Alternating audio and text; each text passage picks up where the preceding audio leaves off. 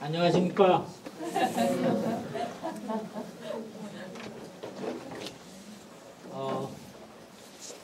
이거는 좀 총알 같은 속도로 빠른 시간 내에 다 끝마치도록 하겠습니다.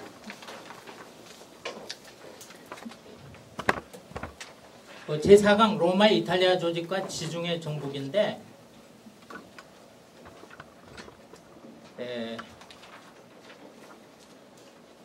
그 참고문을 보면은 그 프리처 하이델라임의 그 로마사가 김덕수 교수에 의해서 우리나라 말로 번역이 됐습니다.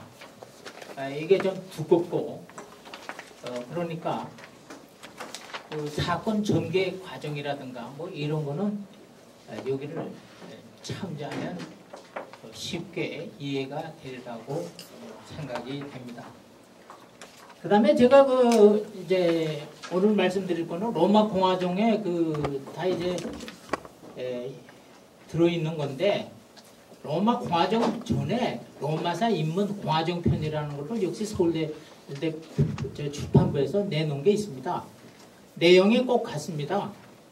다만 편제가 좀 달라지고 한자를 좀 적게 썼다는 게 이제 그 특색인데, 그래서 이거는 뭐 거의 다 절판되고 그랬으니까 직접 사서 보시지 마시고 그냥 그 전에 말씀하신 대로 도서관에서 좀 빌려서 이렇게 참조하면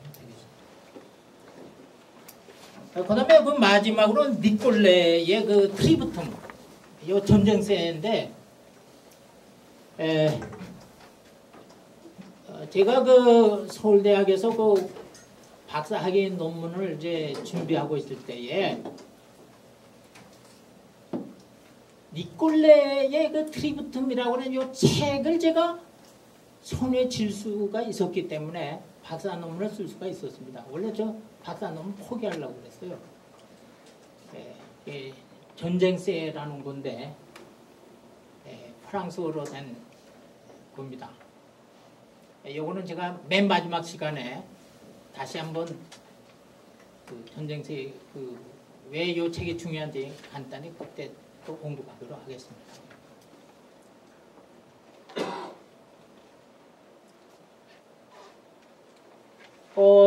지난번에 한번 말씀을 드렸는데, 요게 기원전 241년에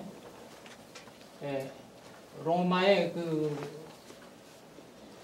트리부스라고 그러는데, 저 새파란 데 여기 있잖아요. 요 새파란 데가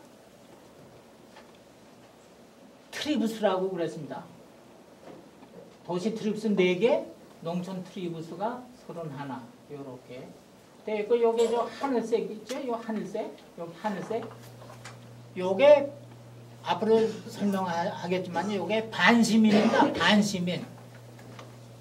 요거 새파란데 요게 35개의 트리부스의 성문 명부에 이름이 올라가 있으면은 로마의 완전 시민이고, 요 파란 색깔, 저 하늘 색깔 좀 연한 거, 요거는 반시민입니다. 투표권이 없습니다. 투표권이 없지만 로마 시민과 똑같습니다. 그리고 여기 이제 여기 초록색이 나오는데, 요게 이탈리아 동맹국 시민이 요게 이제 노란 색깔인데, 요게 이탈리아 동맹국인데, 요 초록 색깔 요 라틴 시민까지 요것도 동맹국인데, 좀 일반 동맹국보다는 특권을 가지고 있습니다. 3가지 하는데 그거는 이따가 설명을 하도록 하겠습니다. 그러다가 기원전 91년에 이탈리아 동맹시 전쟁이 일어납니다. 이거를 이탈리아 전쟁이라고도 부르는데, 기원전 91년에 동맹시 전쟁이 일어나가지고 기원전 88년에 이탈리아 동맹국들은 이 노란 거니 뭐 이제 초록색이니 이거 전부 다 로마의 완전 시민권을 부여받게 됩니다. 그래서 기원전 88년에는 이게 다 로마의 완전 시민이 됩니다. 그리고 요 위쪽에 알프스 이남의 요쪽에는 나중에 카이사루가 갈리아를 정복했는데 이쪽 알프스산 이남 요쪽에 로마 완전 시민권을 또 부여합니다. 누가? 율리스 카이사루. 그래서 전부 로마의 완전 시민권을 갖게 되고 AD 312년에 로마 황제가 로마 속주민들에게 로마 완전 시민권을 부여합니다. AD 312년에 로마는 속주민들도 다 로마의 완전 시민이 됩니다. 그리고 요 사이에 요렇게 파란 거 요거는 이제 이탈리아의 영토를 정복하면 로마는 새로 트리부스 명을 지정하지 않고 기존에 농촌 트리부스 31의 거기 이름을 따가지고 여기다 어디 소속 이렇게 해가지고 이제 붙였다는 거예요. 그 다음에 요 보라색이 있는데 요건 이제 그라코스 형제 개혁 때 또 한번 언급이 되겠는데 요 보라색은 요 녀석들은 한니발 전쟁 때에 로마를 배신하고 한니발 편에 가 붙었다가 로마가 승리한 다음에 철저하게 응징을 해가지고 토지를 뺏어가지고 로마 인민의 공유지로 만든 겁니다. 그래서 이제 그라코스 형제는 요쪽 요 공유지 요쪽에 로마 시민들을 이주시켜가지고 자영농을 육성하려고 했던 겁니다. 여기 요 루카니아 요 지역, 형은 요 루카니아 지역, 동생은 요 아플리아 지역. 요쪽에 동생은 이제 그 식민지 건설해가지고 이쪽 그 정도로 우선 아시고 이게 첫 번째 날 이제 그런데 요거는 이제 다운 받아가지고 좀 크게 확대해서 이렇게 보시면 로마가 이제 주변 족속들을 어떻게 복속시켰는지를 우리가 한눈에 알 수가 있겠습니다.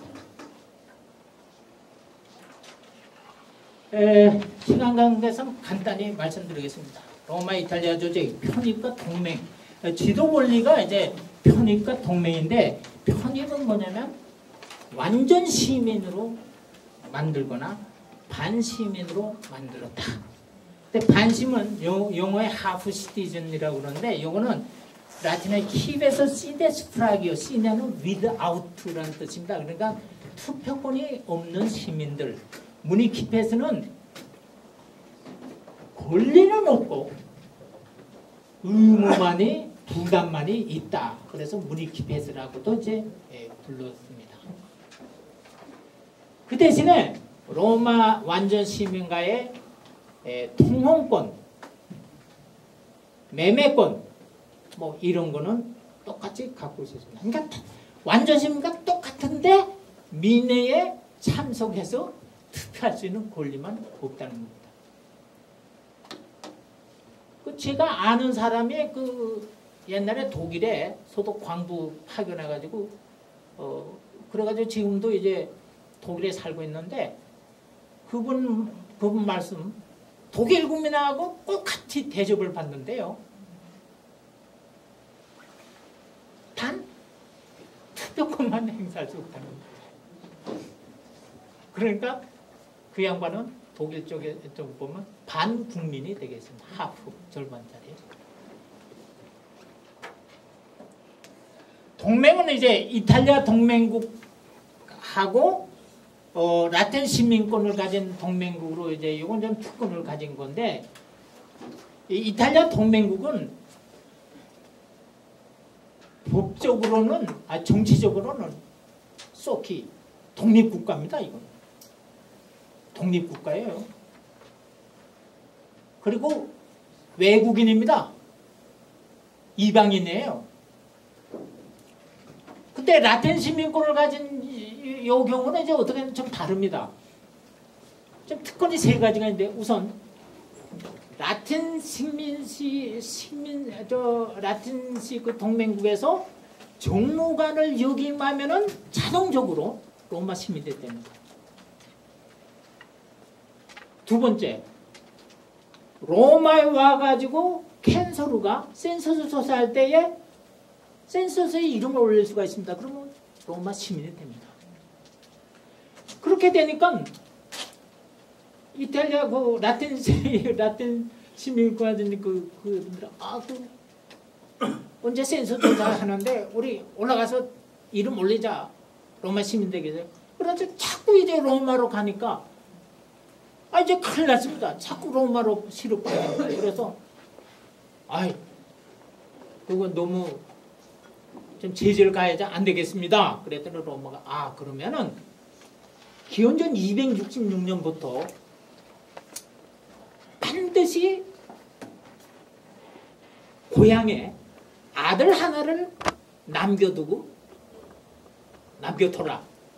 그렇게 되니까 또 이제 편법을 써가지고 노예를 해방시켜가지고 자유민을 만든 다음에 양자를 이렇게 삼아가지고 또 둡니다. 뭐 이런. 그 다음에 또 이제 세 번째는 뭐냐면 라틴인들이 로마에 와가지고 있을 때에 지역구 평민회, 지역구 시민회가 있죠. 거기에 35개인데 그 농촌 거기 31 중에 숫자가 제일 적은데 하나 지정해가지고 거기서 한번 투표해보라. 그 첫 시간에 얘기를 했습니다. 그래서 투표해가지고 결정표는 아니니까 뭐 그래가지고 한번 자기도 로마 시민회에서 한번 투표했다. 고향에 들어가서 이제 자랑거리 만들게 했던 거예요. 그리고 이제 저 반시민 있지 않습니까? 아까 그 초록색이나 반시민들은 기원전 150년경에 거의 다 완전 시민권을 갖게 됩니다. 그러나 아주 그 로마의 그 저항 정신이 강한 그거는 이제 빨간색으로 이제 칠해져 있는 거는 그거는 그대로 그냥 그 완전 시민권을 주지 않았다는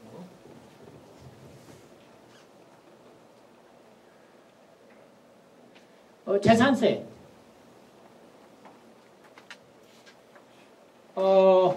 전쟁세인데 세금은 예나 지금이나 필요악입니다.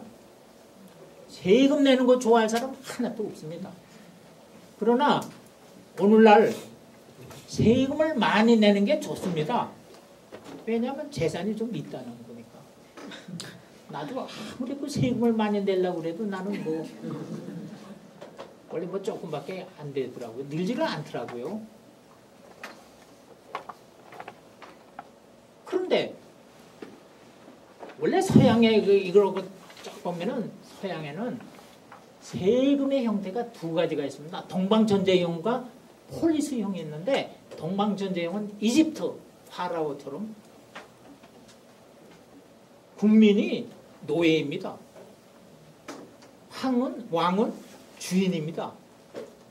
그래서 노예의 상징으로서 왕한테 갖다 바치는 거. 대개 10분의 1입니다. 그래서 11조. 그 교회에 11조 갖다 바치는 것도 그런 뜻입니다. 옛날에 11조. 폴리스형은 뭐냐? 로마, 아테나 이런 건데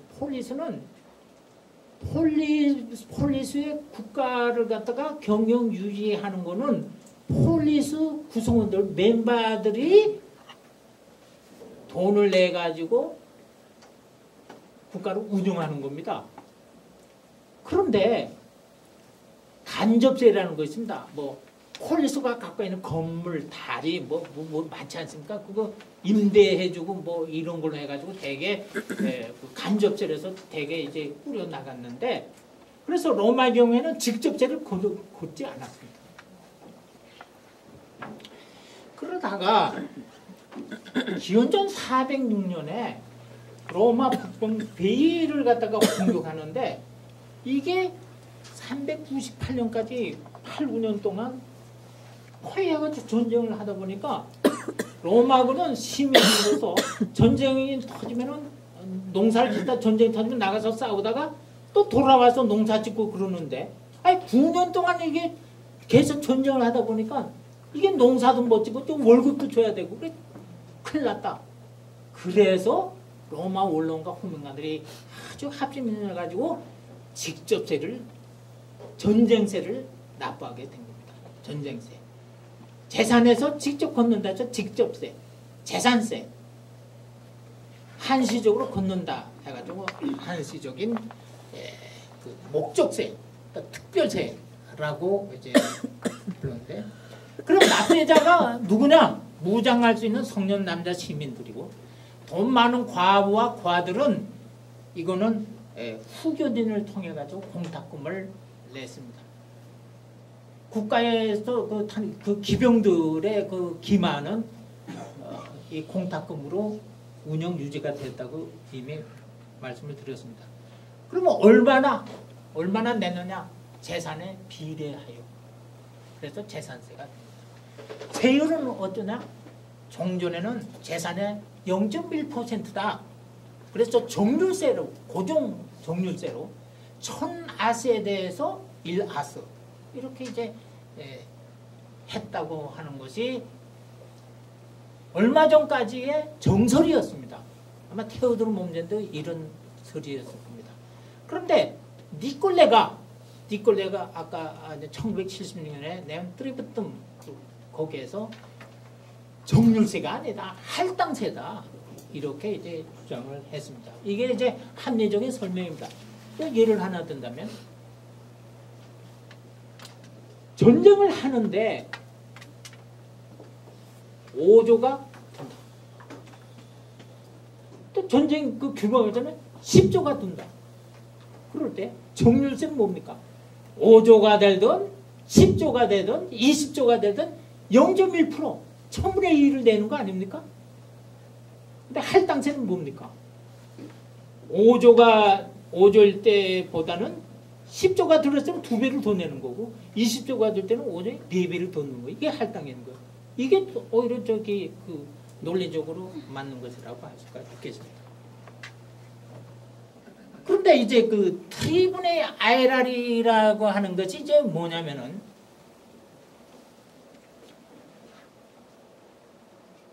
전쟁세를 거둘 때에 산정 단위 얼마를 걷느냐 할당하느냐 하는 거는 켄트리아별로 할당을 합니다. 켄트리아. 그리고 걷는 거는 어떻게 하냐? 트리부스별로 걷었습니다. 그런데 트리부스별로 걷는데 시간이 많이 들잖아요. 당장 그 돈은 필요한데.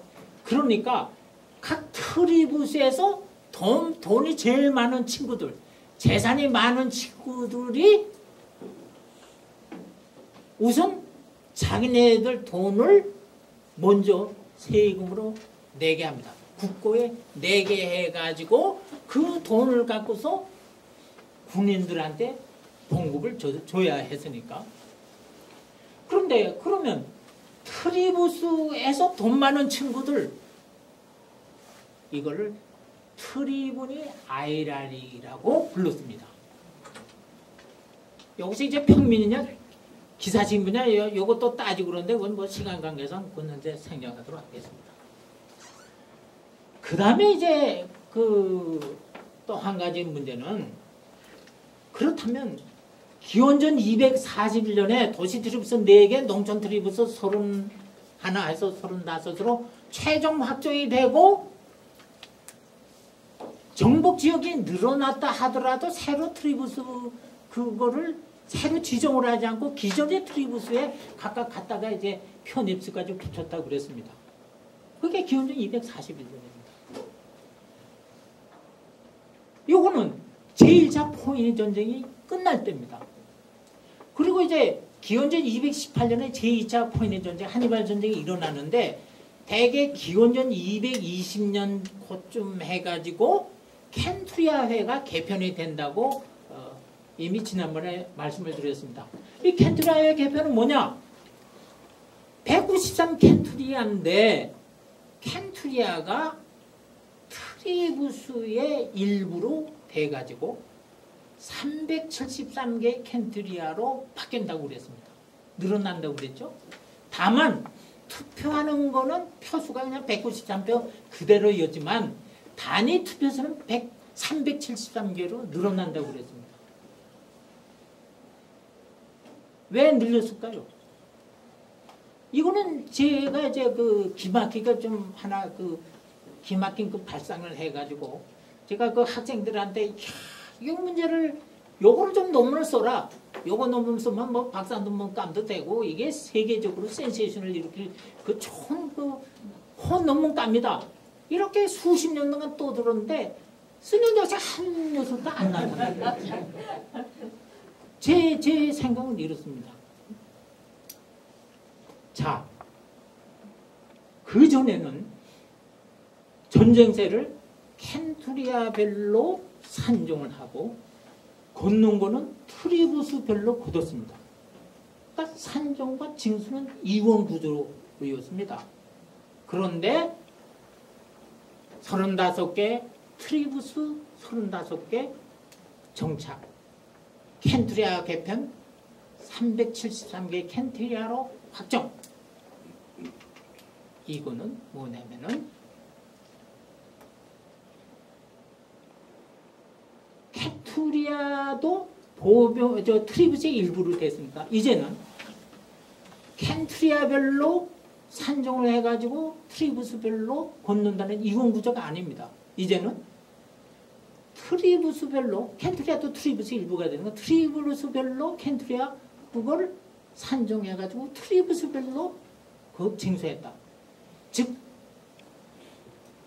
트리부스는 전쟁세의 산종과 징수의 일원하다. 이게 제 생각인데 서양 사람들이 저처럼 얘기하는 사람이 별로 없어요. 도무지 이해할 수가 없는데.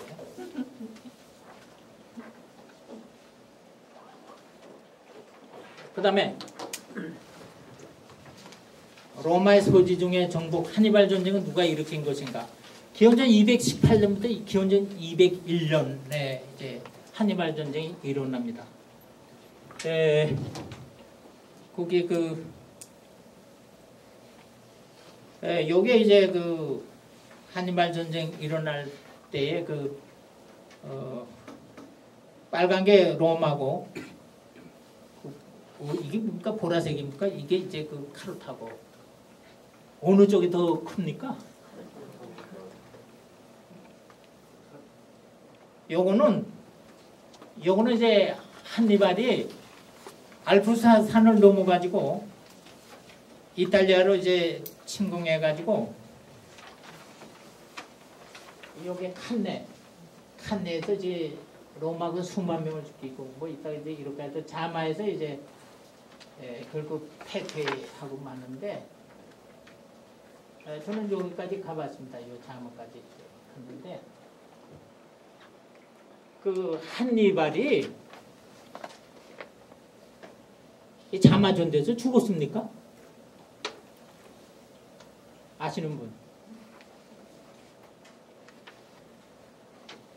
아무 말씀도 안 하시니까 사둔 게 분명하군요. 키킬의 문집을 보면 재미있는 글이 나옵니다. 뭐냐면 한니발이 죽지 않고 터키 쪽으로 갑니다. 터키 쪽으로 가지고 자연사합니다. 가만히 보니까 한니발처럼 행복한 사람도 없던 것 같아요. 그 좋은 전쟁 구경거리에 실컷 하고 그리고 그냥 죽을 때 늙어가지고 죽었으니까 그거 어떻게 되냐면 터키에 가가지고 사는데 그 터키 지방의 유지가 한니발을 초청했습니다. 저녁 만찬 때.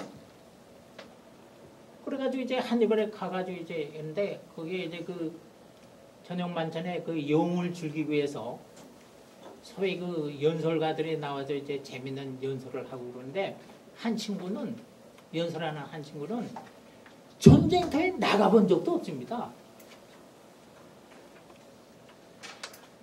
근데 그 녀석이 한니발이 뭐 앞에 앉아 있는 거를 알았는지 모르지 그건 모르겠습니다만은 전쟁터에 나가면 전술은 이렇게 짜야 되고 전투는 이렇게 해야 된다고 일장 그냥 연설을 하는 거예요.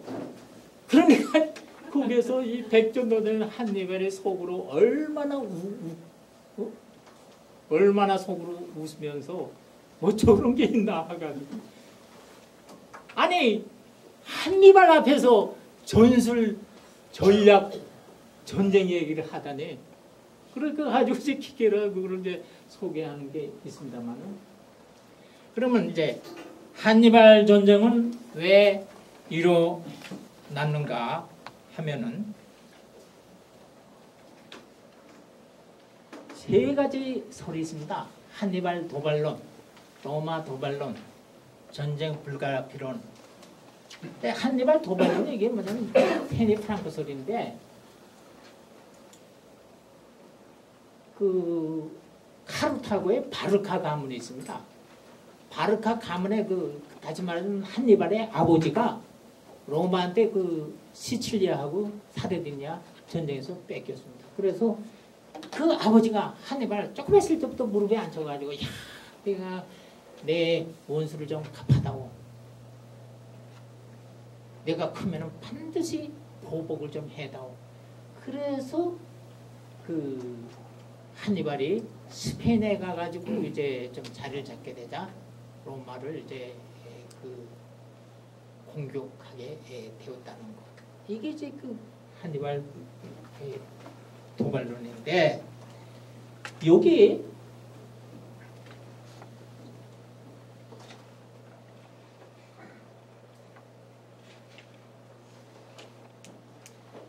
보면 여기 사군툼 맞습니까? 요거 제가 그 눈이 잘 안 보여서 그런데 사군툼 맞죠? 네. 한니발 도발론은 뭐냐면 리비우스와 아피안누스 이건 뭣도 모르고 이제 같이 그냥 그런 것 같고 춤춘 것 같고 리비우스가 뭐냐면 로마와 카르타고 사이에는 에브로 조약을 맺었다는 게 에브로 맞죠? 네. 에브로는 이베리아 반도 할 때 이베루 같은 뜻입니다. 그러니까 로마와 카르타고는 이 에브로 조약을 맺어가지고 로마는 요강을 건너지도 말고 카르타는 요강을 건너지도 말자. 이렇게 이제 조약을 맺었는데 한니발이 에브로강 북쪽에 있는 사군툼을 공격했다. 이 씨를 말립니다. 예. 그래서 로마는 할 수 없이 한니발과 전쟁을 하고 있다. 그러니까 에브로강을 넘어가지고 사군툼을 공격한 게 한니발이니까 한니발이 도발한 거니까 로마가 전쟁을 하게 된다. 리비우스의 어떻게 보면 그 악랄한 설명 이것이 한니발을 갖다가 전쟁 도발로 한 걸로 이렇게 한 것입니다. 리비우스의 책을 읽어보면 그렇게 되어 있습니다. 사군툼은 근데 실제로 사군툼은 에브로강 이남 강남이죠. 강남 백마일지점 400리나 되는 이 남쪽으로 쭉 떨어져 있는 지역입니다.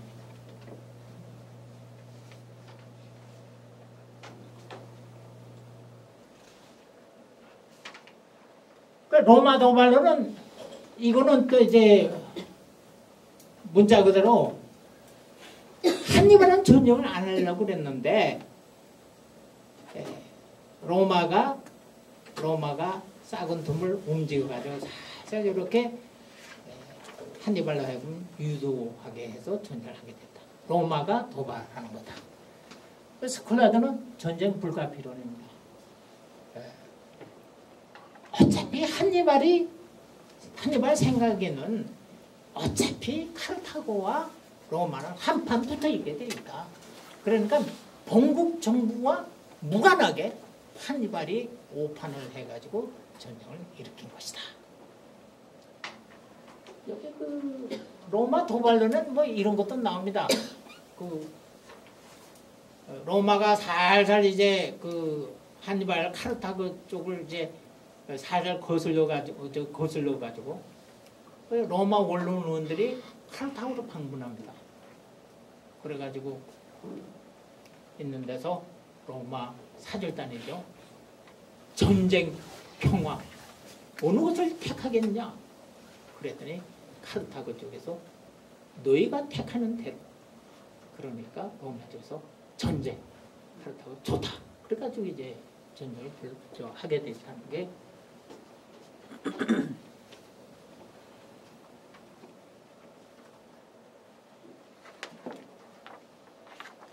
그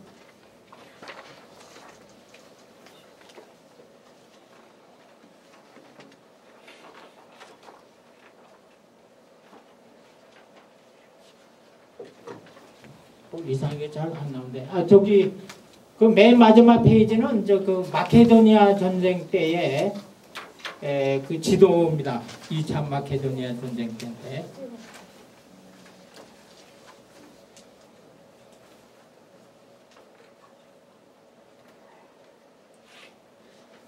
기원전 201년에 한니발 전쟁이 끝났습니다.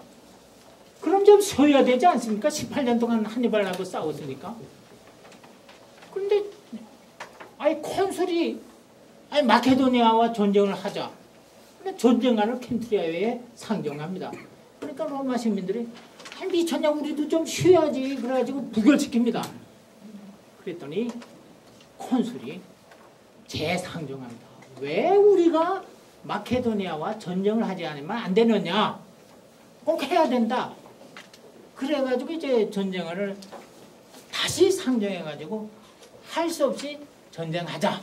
켄트리아에서 결정을 내립니다. 그러면 왜? 그 원인이 뭐냐? 까르코피노 소리입니다. 야수적 제국주의. 로마인들에게는 제국주의가 이제 마음속에서 불붙기 시작했다. 테오도로 모험제 소리입니다. 테오도로 모험제는 친그리스주의.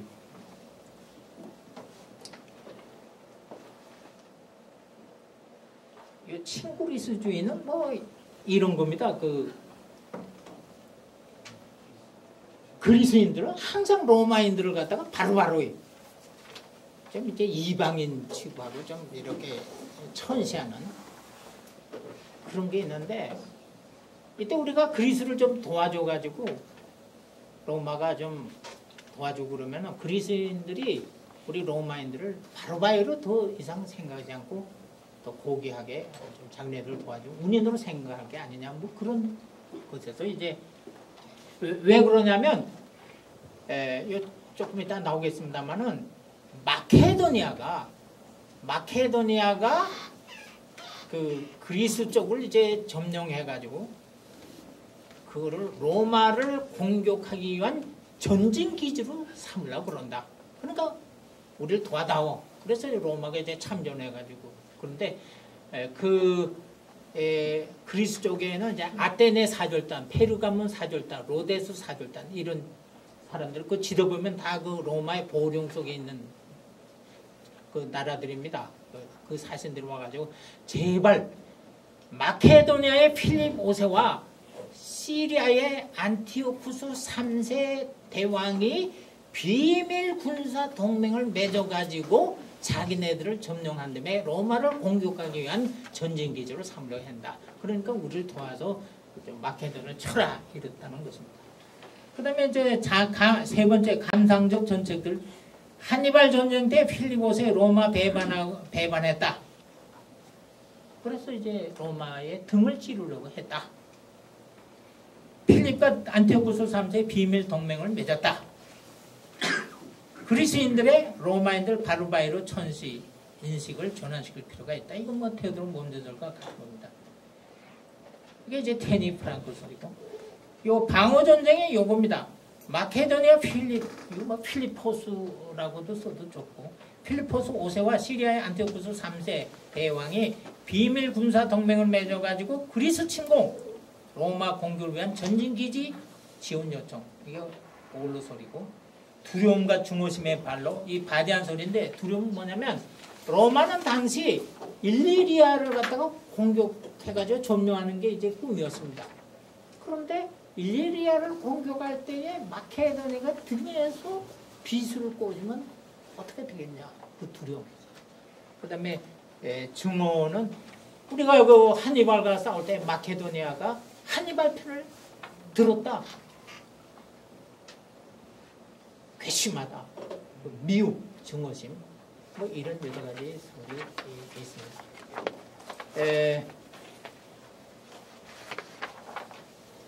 요거는 이제 제가 그 로마 공화정에 조금 요 다 썼으니까 한번 이제 보시면은 확실한 걸 좀 잘 알 수가 있겠습니다.